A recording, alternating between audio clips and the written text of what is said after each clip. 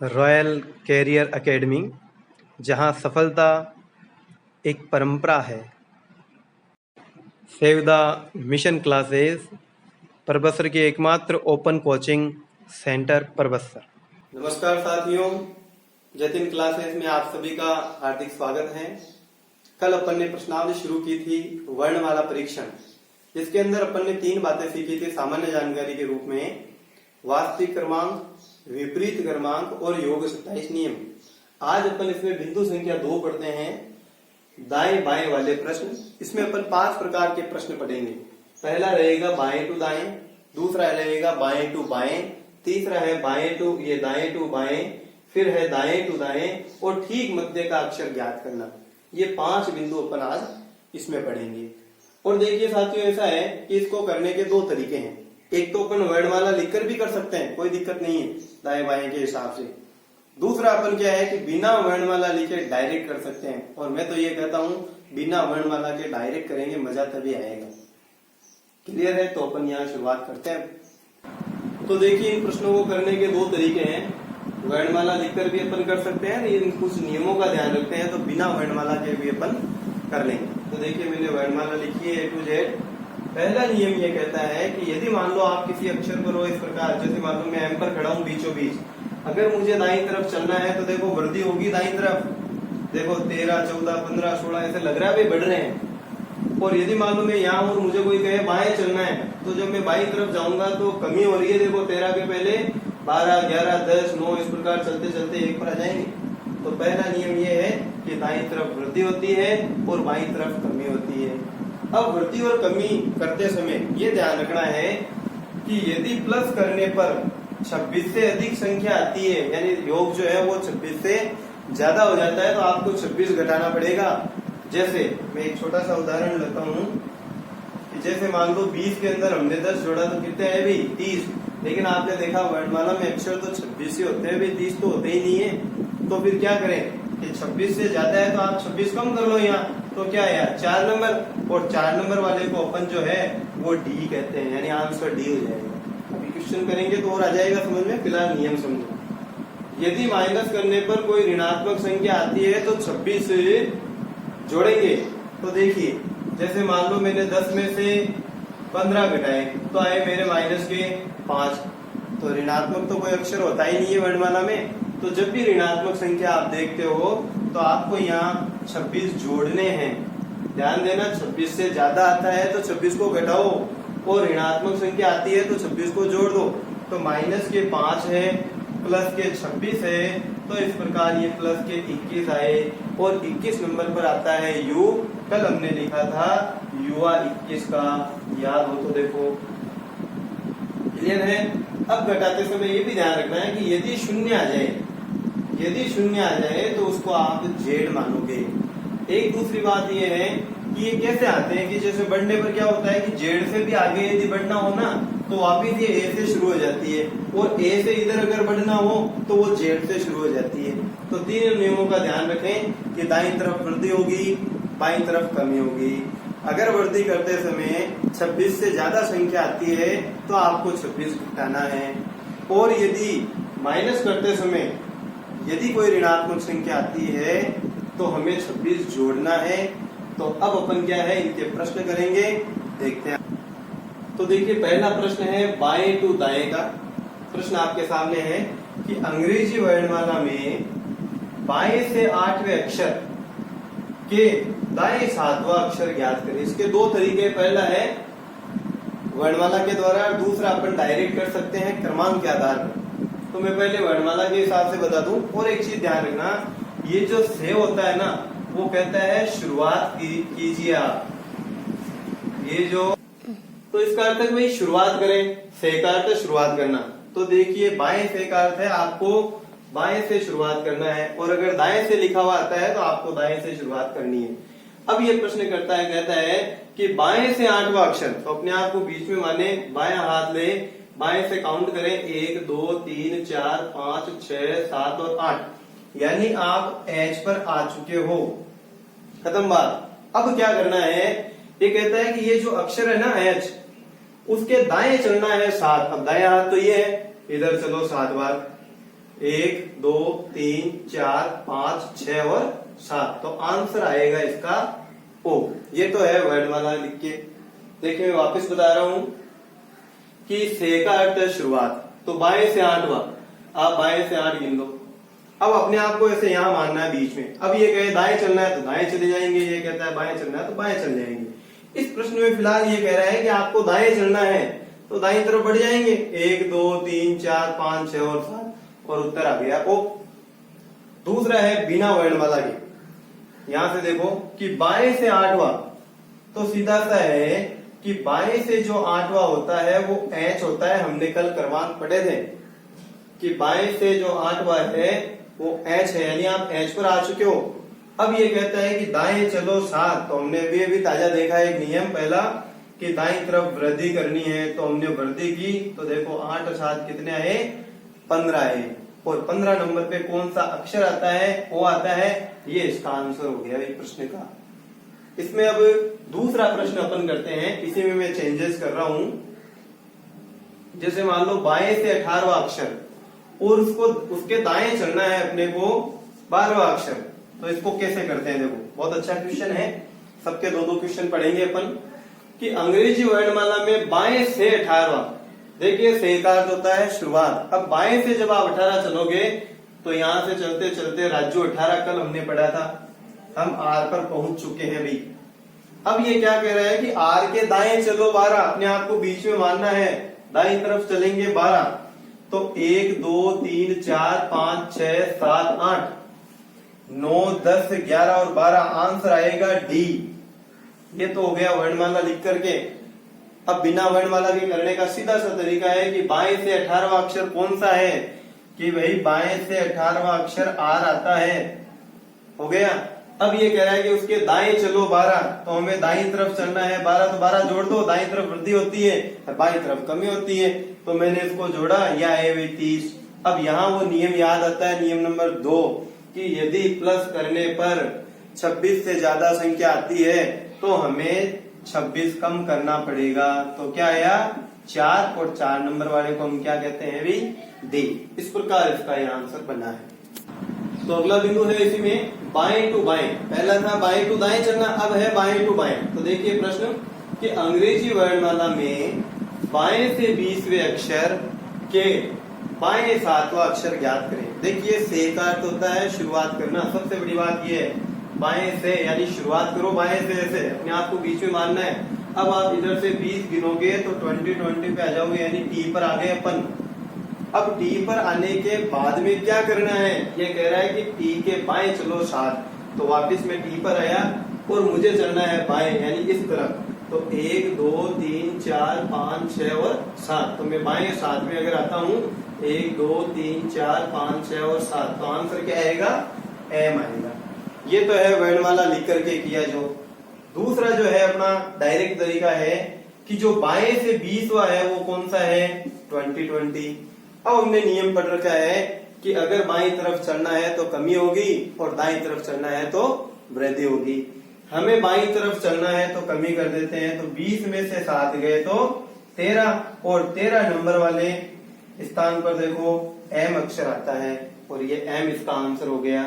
Next question इसी का ले लेते हैं अपन, थोड़ा इसमें चेंजेस कर देते हैं कि मान लो बाएं से 8वें अक्षर के बाएं 10वां अक्षर ज्ञात करें। अगर इस प्रकार प्रश्न आ जाए तो कैसे करना है, तो देखिए बिल्कुल सिंपल है कि अंग्रेजी वर्णमाला में बाएं से 8वां अक्षर, जब हम बाएं से 8 चलेंगे तो हम आ जाएंगे एच पर, और यहां आने के बाद में ये क्या कह रहा है कि इसके भी बाएं चलो 10, अपने आप को एच पे माने, इधर चले 10 स्थान तक। तो 1 2 3 4 5 6 7 8 9 और 10, यानी आंसर क्या आया, एक्स इसका आंसर आया है। लेकिन हम करेंगे अब डायरेक्ट, हमें पता है कि भाई बाएं से 8वां यानी एच, कल हमने पढ़ा था हेट है, यानी एच 8 पे आएगा। उसके बाद में कह रहा है कि बाएं चलो 10, तो 8 में से 10 को घटाएंगे तो क्या आएंगे, -2। अब नियम नंबर 3 काम में आ रहा है कि यदि कोई ऋणात्मक संख्या आती है तो 26 प्लस करेंगे। तो अब देखिए प्लस के तो 26 है, माइनस के 2 है, तो प्लस के 24 आए, और 24 नंबर पे जो अक्षर आता है वो एक्स आता है। और यहाँ पर भी x है। तो इस प्रकार हमने दो बिंदु पटे इसके, बाएं टू दाएं का हो गया और बाएं टू बाएं का हो गया। इसको अपन वर्णमाला से और कर लेते हैं कि जिस प्रकार ये कह रहा है बाएं से 8वां, यानी हम यहाँ आ गए। अब ये कह रहा है कि बाएं चलो 10, तो 1 2 3 4 5 6 7 8 9 और 10। तो वापिस आ रहा है, जांच हो गई। अब अगला बिंदु लेते हैं। तो देखिए दाएं टू बाएं पढ़ रहे हैं अपन। तो ये प्रश्न कह रहा है कि अंग्रेजी वर्णमाला में दाएं से, यानी इस बार जेड से शुरुआत करनी है, दाएं से 10वें अक्षर के बाएं छठा अक्षर ज्ञात करें। एक बार चेंज कर देते हैं, 7वां अक्षर ज्ञात करें। अब ये कह रहा है कि दाएं से, तो मैंने आपको पहले बताया था कि से का अर्थ होता है शुरुआत करें, यानी हमें इस बार दाएं से शुरुआत करनी है, जेड से। अब शुरुआत में कितना चलना है, 10 चलना है। तो 1 2 3 4 5 6 7 8 9 और ये 10, यानी हम क्यूब पर पहुंच चुके हैं। अब ये कह रहा है कि क्यूब पर आने के बाद में क्या करना है। तो बाद में ये कह रहा है कि भाई बाएं चलो 7, तो पहले आप क्यूब पर आए इस प्रकार और बाएं चलना है 7। तो 1 2 3 4 5 6 और 7, यानी अपना आंसर हो गया भी जे। ये तो तरीका जो है वो वर्णमाला हमने लिख करके किया है। अब अपन डायरेक्ट करेंगे। डायरेक्ट में बस एक ही चीज का ध्यान रखें कि आप जेड से शुरुआत कर रहे हो, देखो दाएं से, तो जेड अब 26 नहीं है, जेड अब 1 नंबर है, यानी आप विपरीत क्रमांक काम में ले रहे हो। पहले जेड जैसे 26 पे था, अब 1 ले रहे हैं उसको, यानी विपरीत क्रमांक। तो इसका सीधा सा नियम है कि यहाँ जो भी आता है उसको 27 में से घटा दो। कल हमने पढ़ा भी था कि 27 माइनस वास्तविक क्रमांक। तो देखिए 27 में से 10 घटाना है, यानी आप 17 पर, यानी क्यू पर आ चुके हो। और चेक करिए, देखो क्यू पर आए कि नहीं आए। तो जब भी दाएं से लिखा होता है आप पहले 27 में से घटा लो, ताकि आप ओरिजिनल क्रमांक पे आ जाओगे। अब ये कह रहा है बाएं चलो, तो बिल्कुल सिंपल है कि बाएं तरफ कमी होती है और दाएं तरफ बढ़ती होती है। तो इस बार कमी कर दो, तो 17 में से 7 गए, तो देखो आए 10, और 10 नंबर वाले को हम जे कहते हैं। ये देखो जे आंसर आ गया। बिल्कुल सिंपल है। एक चीज विशेष ध्यान में रखना है अपने को कि जब भी दाएं से लिखा हुआ है आपको 27 में से वो क्रमांक घटा देना है, ताकि आप ओरिजिनल क्रमांक पे आ जाओ। उसके बाद में बिल्कुल सिंपल है, दाएं तरफ चलना है वृद्धि करो, बाएं तरफ चलना है तो कमी करो। एक क्वेश्चन अपन और करते हैं इसके अंदर, मैं इसमें थोड़ा चेंज कर देता हूं।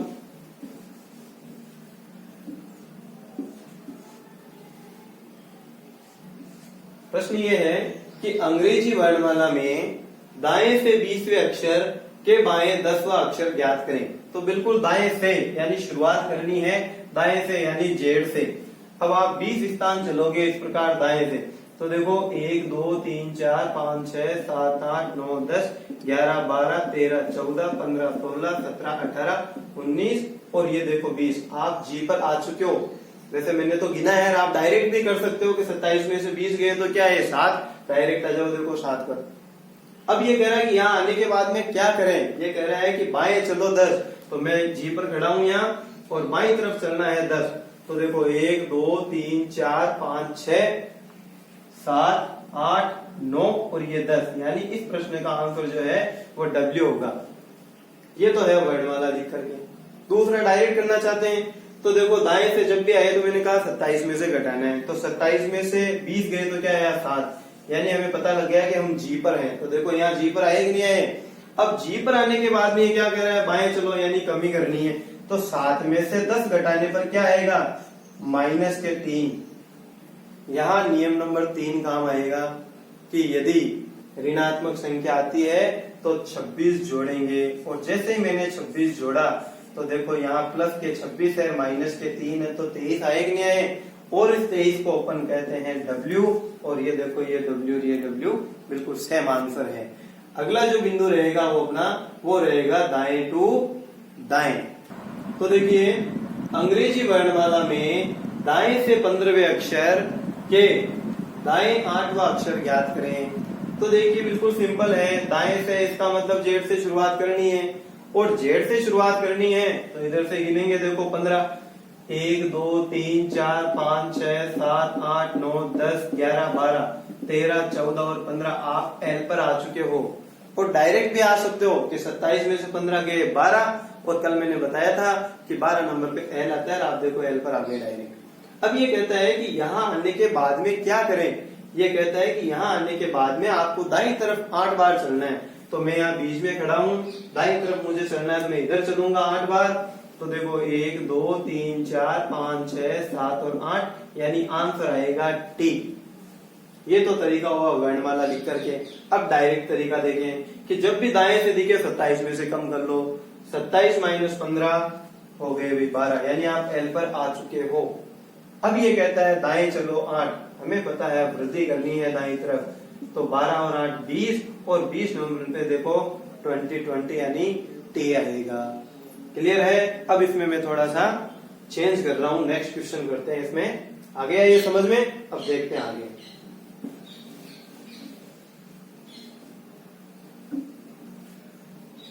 अगला प्रश्न आपके सामने है कि अंग्रेजी वर्णमाला में दाएं से 5वें अक्षर के दाएं 10वां अक्षर ज्ञात करें। अब देखो दाएं से 5वां है ना, तो 1 2 3 4 और 5, यानी हम वी पर आ चुके हैं। और वैसे डायरेक्ट कर लो कि 27 माइनस 5 बराबर 22, और हमने कल पढ़ा था वर्षा 22 की, तो हम वी पर आ गए। अब ये कह रहा है कि दाएं चलो 10, तो मैं यहाँ खड़ा हूँ वी पर, दाएं चलना है 10, तो इस बार देखो जेड क्रॉस हो रहा है, 1 2 3 4 5 6 7 8 9 और 10, आंसर आएगा एफ। एक तो तरीका ये हुआ। दूसरा देखो 27 माइनस 5, दाएं से देखते ही 27 में से कम करना है, तो 27 माइनस 5 बराबर 22, यानी हम वी पर हैं। अब ये कह रहा है कि यहाँ आने के बाद में क्या करें, तो आगे लिखा हुआ है कि दाएं चलो 10 बार, दाएं तरफ वृद्धि होती है, तो ये देखो आए हैं 32। फिर हमें नियम नंबर 1 याद आता है कि अरे भाई अगर प्लस करने पर 26 से ज्यादा आए तो 26 घटाना है, क्योंकि 32 तो अक्षर ही नहीं होते। तो देखो 32 में से 26 घटाएंगे तो आएगा 6, और 6 नंबर को अपन क्या कहेंगे, एफ। इस प्रकार ये दाएं टू दाएं कंप्लीट हुआ। अगला बिंदु है इसी का ठीक मध्य का अक्षर ज्ञात करना। तो देखिए ठीक मध्य का अक्षर का प्रश्न आपके सामने है कि अंग्रेजी वर्णमाला में बाएं से 7वें अक्षर व दाएं से 8वें अक्षर के ठीक मध्य का अक्षर ज्ञात करें। ठीक मध्य में एक विशेष बात ये ध्यान रखना कि 5 अंगुलियां तो हम बता सकते हैं ठीक मध्य ये है, लेकिन 4 अंगुलियों में हम कभी भी नहीं बता सकते कि ठीक मध्य कौन सी। मध्य में होना, ठीक मध्य में होना बहुत फर्क होता है। तो देखिए पहले वर्णमाला से करेंगे, बाएं से 7वां, ये बाएं से यानी शुरुआत कर दी बाएं से, 1 2 3 4 5 6 और 7, ये जी आ गया, एक अक्षर तो आ गया भाई जी। फिर ये कह रहा है वह दाएं से 8वां, इस बार वापस से आया है, यानी शुरुआत करो दाएं से अब 8, तो दाएं से शुरुआत करते हैं, 1 2 3 4 5 6 7 और 8, यानी आप एस पर आ चुके हो। अब प्रश्न ये कहता है इस जी और इस एस के ठीक बीचों बीच कौन है। देखिए बीच में तो वैसे खूब सारे हैं ये, लेकिन बीचों बीच कौन सा है, तो इनको गिन लेते हैं, 1 2 3 4 5 6 7 8 9 10 और 11। अगर कहे कि भाई जी और एस के बीच में कितने अक्षर है, तो आंसर होगा 11 अक्षर है। लेकिन ठीक बीचों बीच कौन है, तो देखिए 11 है ना, तो 5 को इधर निकाल दो, 5 को इधर निकाल दो, बीचों बीच वाला आ जाएगा। तो ये देखो 1 2 3 4 5 ये इधर हो गए, 1 2 3 4 5 ये इधर हो गए, और देखो बीचों बीच जो आंसर है अपना वो आया है एम। एक तरीका तो हो गया ये। दूसरा तरीका बिल्कुल सिंपल है बिना वर्णमाला के, कि जो बाएं से 7वां होता है हम उसको 7 ही कहते हैं, लेकिन जो दाएं से 8वां है उसको 8वां नहीं कहेंगे, 27 माइनस 8 बराबर 19 कहेंगे। और इन दोनों का औसत निकाल लें, एवरेज, प्रथम संख्या प्लस अंतिम संख्या बटा 2, इनको जोड़ेंगे और 2 का भाग देंगे तो 13 आया, और 13वां जो अक्षर होता है वो एम ही होता है। इस प्रकार हमें मध्य का अक्षर ज्ञात करना है। तो एक प्रश्न तो ये हो गया, एक प्रश्न इसमें अपन और करते हैं। तो देखिए इसी में मैं चेंज कर रहा हूं कि वर्णमाला में बाएं से 21वें अक्षर व दाएं से 23वें अक्षर के ठीक मध्य का अक्षर ज्ञात करना है। बहुत ही अच्छा क्वेश्चन है। तो देखिए वर्णमाला में बाएं से 21, यानी इस बार पहले क्या था, इधर से आया बीच का पूछा, अब ऐसे क्रॉस होंगे देखो। तो ये कह रहा है बाएं से 21, बाएं से जब आप 21 चलोगे तो देखो यू 21 का, यानी आप यू पर आ गए। फिर ये कह रहा है दाएं से 23, जब दाएं से 23 ऐसे गिनते गिनते आएंगे तो 27 माइनस 23 बराबर 4, आप डी पर आगे देखो 23, 24, 25 और 26। अब ये कह रहा है कि डी और यू के बीचों बीच कौन है, तो पहले देख लेते हैं कितने, 1 2 3 4 5 6 7 8 9 10 11 12 13 14 15 और 16। जब बीच में 16 है तो 8 इधर चले गए, बीच में तो कोई बचा ही नहीं। इसका मतलब इस प्रश्न का आंसर होगा ज्ञात नहीं कर सकते, ज्ञात नहीं कर सकते। और अपनी विधि से करेंगे तो भी देखो आंसर नहीं आएंगे कि बाएं से 21वें को तो हम 21 ही कहेंगे, लेकिन जो दाएं से 23 है वो 23 नहीं है, वो 27 माइनस 23 बराबर 4 है। तो इसका एवरेज यदि निकालते हैं तो 25/2 यानी 12.5 आ रहे हैं। तो देखिए 12.5वें नंबर पे कोई अक्षर थोड़ी ना आता है कभी, इसका मतलब ज्ञात नहीं कर सकते, इसका आंसर होगा। तो जैसा कि मैंने आपको परिचय सत्र में बताया भी था कि अपन रीजनिंग की जो प्रश्नावली चल रही है वो तो चल ही रही है, उसके बाद में 1-2 आकृति और अन्य प्रश्न भी पढ़ेंगे, और इन अन्य प्रश्नों को आप अलग से कॉपी में लिखते जाना, बहुत ही काम के क्वेश्चन है ये। तो पहला प्रश्न जैसे मैंने लिया है कि एक सिक्के के चारों ओर उसी प्रकार के कितने सिक्के रख सकते हैं जो कि उसे छूते हो। जैसे मान लो मैंने 10 का सिक्का लिया, तो उस 10 के सिक्के के चारों ओर 10-10 के सिक्के ही रखने जो उसको टच करते हो, तो इसका आंसर होगा 6। और इस प्रकार होगा, आप अपने घर में भी कर सकते हो। जैसे मान लो कैरम बोर्ड की अपने वो जो होती है कोटियां, उनको आप रानी रखो बीच में और चारों तरफ अगर रखोगे ना तो 6 ही कोटियां आएगी, 7वीं डालोगे अगर तो वो क्या थोड़ा फैल जाएगी। तो इस प्रकार ये 6 इसका परमानेंट आंसर है। वैसे आप और कर सकते हो, 10-10 के 7 सिक्के लेना, प्रयोग के लिए 7 लेने पड़ेंगे भाई, क्योंकि एक बीच में भी तो रखा जाता है, और बाकी आप 6 रख देना उसको टच करते हो। तो इसका परमानेंट उत्तर जो है वो 6 हो गया। अब क्या होगा, ये तो हो गया आज का अन्य प्रश्न कि जब ऐसा प्रश्न आए तो इसका परमानेंट उत्तर 6 है। आज अपन क्या है, आकृतियां भी गिनेंगे। तो आकृतियों में देखो बहुत सारे हैं, कितने 8 है, त्रिभुज है, आयत है, वर्ग है, चतुर्भुज है। तो अपन क्या है, शुरुआत जो है वो त्रिभुज से करते हैं। तो देखिए आकृति अगली त्रिभुज की, तो देखिए 3 भुजाओं से घिरी बंद आकृति को त्रिभुज कहते हैं। मैंने ये आकृति बनाई लेकिन इसको बंद नहीं किया, ये बनाया बंद नहीं किया, ये बंद है और ये बंद है। इसका मतलब ये त्रिभुज है, ये भी त्रिभुज है, ये त्रिभुज नहीं है। तो हमें क्या है कि आकृतियों में से ढूंढना है कि त्रिभुज कितने हैं। बिल्कुल सिंपल आकृति ले रहे हैं अपन। तो देखिए 1, फिर ये 2 और ये 3। अब डबल को ले देखो, 4, ये 5 और ये कंप्लीट जो है वो 6, यानी इसमें 6 त्रिभुज हैं। उसी प्रकार इसमें गिनिए देखो 1 2 3 और 4। फिर देखना ऐसे डबल के यहां से ले लो, ये 5 फिर ये 6 और 7। कहने का मतलब इस प्रकार लेंगे 5 6 और ये 7। अब 3 के ले लेते हैं ऐसे 8 9 और कंप्लीट 10। ये तो है गिनने का तरीका। अब अपने को इसमें क्या ट्रिक काम में लेनी है वो देखें। हमें इस प्रकार गिनती लिखनी है 1 2 3, 1 2 3 4, और बिल्कुल सिंपल है, इनको जोड़ना है। 3 और 2 5, 5 और 1 6।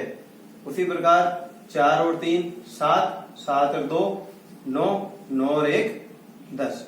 इस प्रकार हमें ये आकृतियां जो है गिननी है। लेकिन हर प्रकार के त्रिभुज में ये सेट नहीं होगी भी। अगर इस प्रकार की आती है आकृति तो ही ये ट्रिक लगेगी। जैसे और भी कई मिक्स में आएंगे तो फिर ये ट्रिक काम नहीं करेगी। हाँ, बस ये ध्यान रखें कि एक ही शीट से अगर इस प्रकार के बहुत सारे रेखाखंड निकले गए हैं तो अपन इसमें काउंट कर सकते हैं।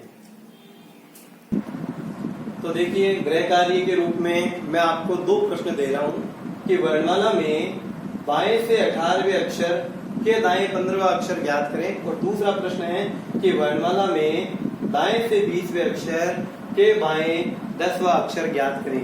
आप पूरा वीडियो देखना, समझना और दोनों प्रश्नों के आंसर जो है कमेंट बॉक्स में लिखना। जिसका आंसर सही होगा उसे मैं लाइक करूंगा, हार्टली लाइक करूंगा। ठीक है, इसी के साथ साथ मैं आपको पुनः याद दिला दूं, इस चैनल को लाइक शेयर एंड सब्सक्राइब आप जरूर करें। जय हिंद, जय भारत।